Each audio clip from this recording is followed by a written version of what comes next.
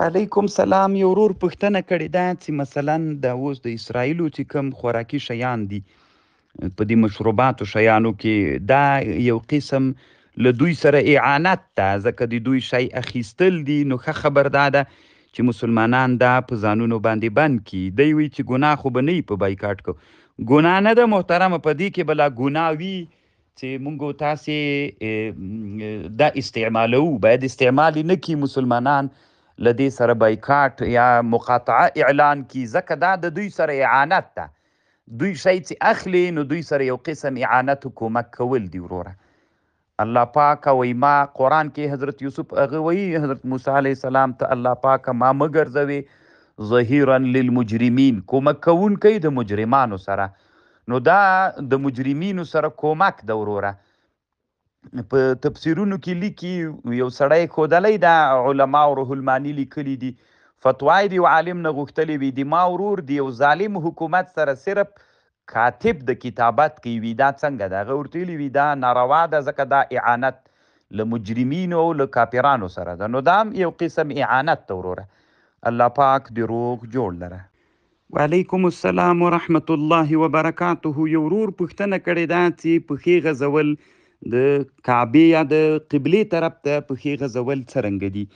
نو محترمه وروره، پښې غځول د قبلې طرف ته علما دا مکروه بلي. دلیل یې دا ده رسول صلی الله علیه وسلم چې کوم حدیث ته اذا اتیتم الغائط فلا تستقبلوا القبلة ولا تستدبروها.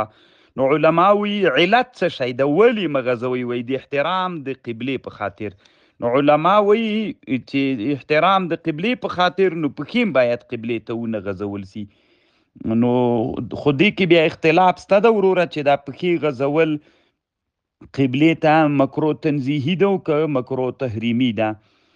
نو علامه ابن العابدین الشامی رحمه الله رد المحتار کې لیکي وی که چیرته داسې و چې وی په شهاداتو کې بحث ذکر کیږي که چا پکې قبلې ته غځولې وي د دې سړي شهادت نه قبلیږي. وی له دې نه معلومیږي چې مکروه تحریمي ده.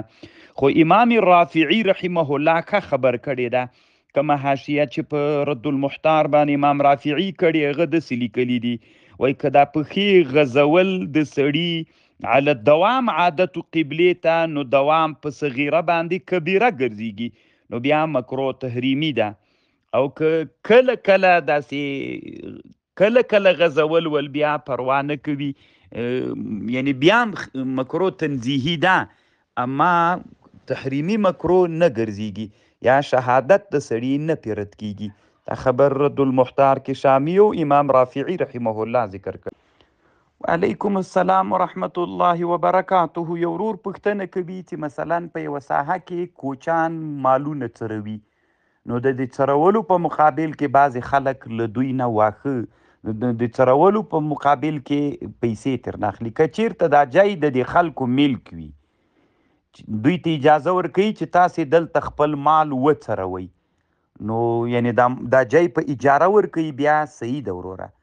دا یوه خبر ده. او که ځای د دوی ملک نه وي نو دا بالکل ناروا ده وروره. دا پیسې اخیستل شرعا جواز نه لري، ناروا او ناجایزه ده. الله دې ښه لره وروره، کامیاب اوسه. وعلیکم السلام ورحمت الله وبرکاته. یو ورور پوښتنه کوي چې بعضې خلک چې کله دم کوي بیا ورته وایي چې تا اجازه نه ده اخیستلې، دی وایي چې دا اجازه ضرور ده که نه؟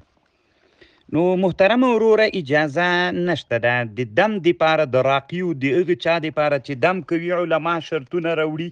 یو شرط دا د مسلمان به وي، عادل به وي په دین کې، او بل دا ده چې د ده اعتقاد او عقیده به دی چې اصل کې الله شفا ورکوونکی ده، او بل دا ده چې دا راقي به عالم وي په هغه طریقه د معالجې د دم چې په کومه طریقه باندې دم وکړل شي په هغه باندې به علم لري.